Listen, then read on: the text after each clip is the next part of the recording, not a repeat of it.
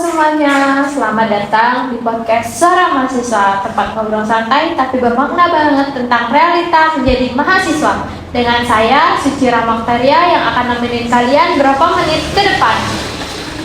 Hari ini kita bakal membahas topik yang cukup berat tapi penting bagi mahasiswa, yaitu kesehatan mental dan ketakutan akan masa depan yang tidak sesuai harapan.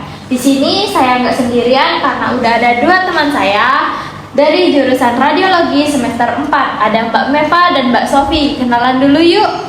Halo semua, aku Meva Relita, mahasiswa radiologi semester 4. Seneng banget bisa ikut ngobrol di sini karena menurutku ini topiknya relate banget sama kita semua. Halo juga, perkenalkan aku Siti Sofiati, sama seperti Meva, mahasiswa radiologi semester 4. Jujur ya, waktu pertama kali diajak ngobrol soal masa depan dan kesehatan mental, aku langsung mikir gini, wah ini sih relate banget sama yang lagi aku rasain. Oke, langsung kita mulai aja ya obrolan hari ini.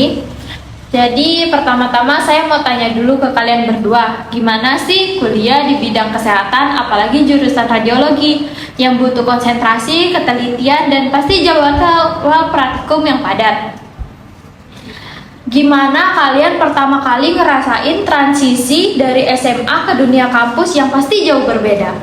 Awal masuk tuh aku kaget banget, apalagi pas mulai materi tentang anatomi, fisiologi, bahkan kita harus bisa mengkritisi gambar radiologi. Beda banget sama ekspektasiku di awal, ditambah lagi tekanan untuk terus presentasi di kelas. Nah, bener banget, apalagi sistem praktikum yang terus-menerus dan tanggung jawab di laboratorium radiologi. Kita tuh nggak cuma capek fisik, tapi juga capek mental. Apalagi nilai yang nggak sesuai harapan, padahal udah usaha banget. Itu pasti berat ya. Kadang orang dari luar cuma bisa lihat dan bilang, wah keren ya kuliah di jurusan radiologi. Padahal mereka nggak tahu dan nggak lihat apa yang kita alami di balik layar. Betul banget, ada ekspektasi dari orang tua, dari dosen, bahkan dari diri sendiri. Tapi sayangnya kadang kita nggak ada ruang buat benar-benar cerita atau sekadar istirahat. Pernah nggak sih kalian berdua ngalamin titik di mana kalian ngerasa mental kalian benar-benar drop? Kalau aku pernah pas semester 3 kemarin, kayak tugas numpuk, praktikum banyak, belum lagi ada masalah sama teman. Rasanya kayak semua beban tuh datang barengan. Aku jadi susah tidur, susah makan, bahkan aku sempat mau nyerah. Tapi waktu itu aku cerita sama teman dekatku dan dia yang bantu aku buat pelan-pelan bangkit lagi. Aku juga ngerasa hal yang mirip. Kalau aku lebih ke rasa cemas yang terus-menerus. Tiap mau praktikum, jantung tuh deg-degan terus, takut dimarahin, takut disalahin, dan itu ngaruh banget ke suasana hati sehari-hari. Padahal di luar itu kelihatan baik-baik aja. Saya senang deh kalian berdua bisa terbuka. Jujur ya, saya pribadi akhir-akhir ini ngerasa banyak mahasiswa yang secara diam-diam bergelut dengan tekanan mental. Mulai dari gas kuliah, tekanan sosial, ekspektasi orang tua, dan kekhawatiran akan masa depan.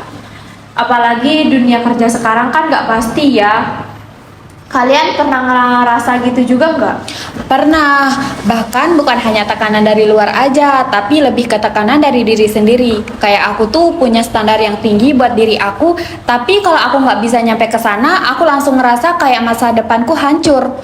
Padahal itu baru satu ujian aja, tapi aku udah ngerasa kayak semua masa depanku ke depan bakalan hancur. Aku juga ngerasa hal yang mirip. Kita di jurusan radiologi yang secara teknis memang spesifik, tapi cukup menantang. Kadang kita mikir, nanti setelah lulus, kita beneran dapat kerja nggak sih? Atau apa kita bakalan puas dengan jalan yang kita pilih ini? Soalnya, aku pernah dengar dari cerita senior yang bekerja malah bukan sesuai bidangnya. Malah bingung mau lanjut kemana. Itu semacam kecemasan jangka panjang ya.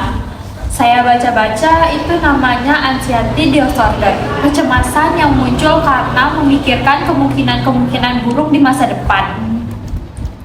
Kita belum sampai di titik itu, tapi kita udah stres duluan. Iya, kayak kita nonton film horor di kepala kita sendiri, padahal kejadiannya belum tentu seburuk itu. Tapi yang bikin capek itu kayak kita nggak bisa berhenti mikir ke sana.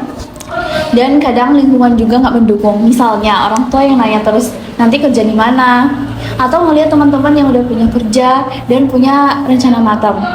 Itu membuat kita ngerasa ketinggalan. Padahal setiap orang punya proses dan waktu masing-masing. Kadang aku mikir ya, kenapa sistem pendidikan kita nggak kasih kita banyak ruang untuk mengenal diri sendiri. Kita banyak diajarkan hal teknis, tapi nggak diajarin cara menghadapi rasa takut, rasa cemas, bahkan kegagalan. Setuju banget.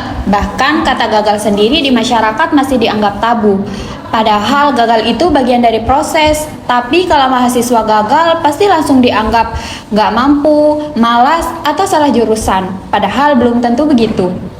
Dan pada akhirnya kita menyembunyikan itu semua. Jadi kita kelihatan baik-baik aja di luar, tapi mungkin dalam hati udah lelah banget. Makanya kesehatan mental itu penting. Bukan nanti kalau udah sakit baru diperhatiin, diurus.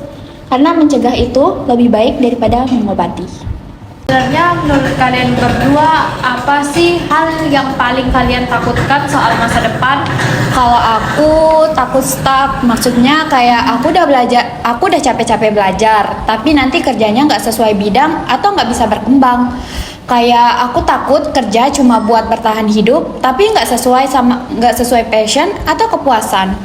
Kalau aku lebih takut ke mengecewakan orang tua.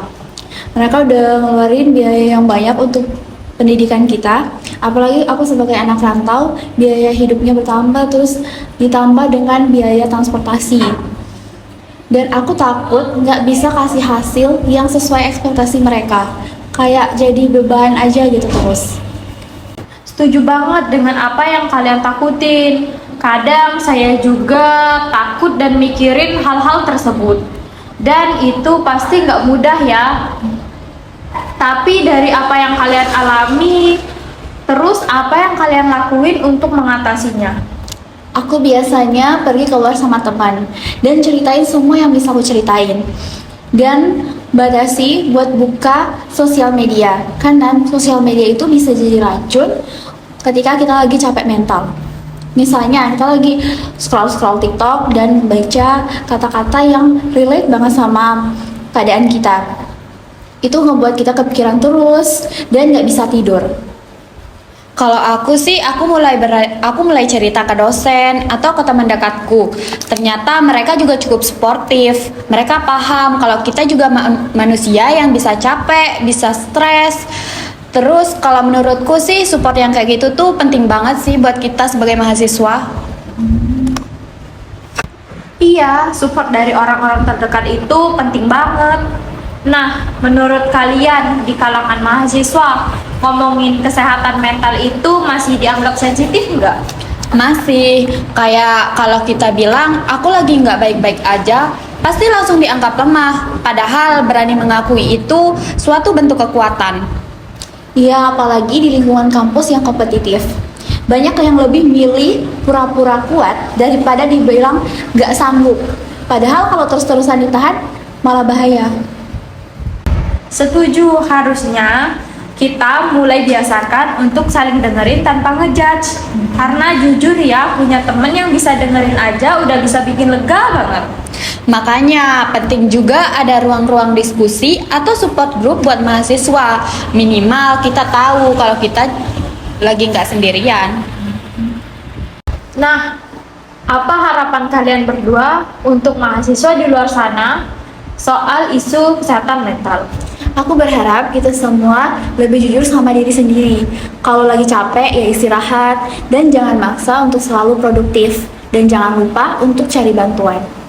Aku juga pengen kalau mahasiswa itu saling dukung, bukan saling ngebandingin. Karena setiap orang itu punya proses masing-masing dan gak harus sempurna terus. Jadi menurutku jangan sungkan sih kalau minta bantuan ke dosen atau ke teman dekat kalau lagi butuh bantuan. Dan penting juga sih untuk berdamai dengan ketidaksempurnaan. Kita semua pengen sukses. Dan itu kenyataan yang gak selalu ideal. Dan itu gak apa-apa, karena masa depan itu bukan satu jalan yang lurus, tapi penuh belokan dan tikungan. Masa depan nggak bisa kita kontrol sepenuhnya, tapi respon kita bisa. Kita bisa belajar fleksibel, lebih mengenal diri sendiri, dan lebih sayang diri sendiri. Dan jangan ragu untuk minta bantuan ke yang profesional. Psikolog bukan untuk orang gila, tapi untuk siapapun yang butuh ruang aman. Iya, itu juga bentuk keberanian. Ngelindungin diri sendiri itu bukan kelemahan, tapi kekuatan. Wah, luar biasa ya ngobrol hari ini. Jujur, saya lebih lega setelah dengar cerita dan pandangan dari kalian. Buat teman-teman pendengar, semoga obrolan hari ini bisa nemenin kalian yang lagi nggak baik-baik aja. Ingat, kalian gak sendirian. Masa depan memang penuh tanda tanya, tapi nggak harus kalian jawab semuanya sekarang. Terima kasih sudah mendengarkan kami. Semangat terus ya, kalian luar biasa. Dan jangan lupa untuk kasih ruang untuk diri kalian sendiri. Pelan-pelan aja, kita semua dalam proses belajar. Sampai jumpa di episode selanjutnya.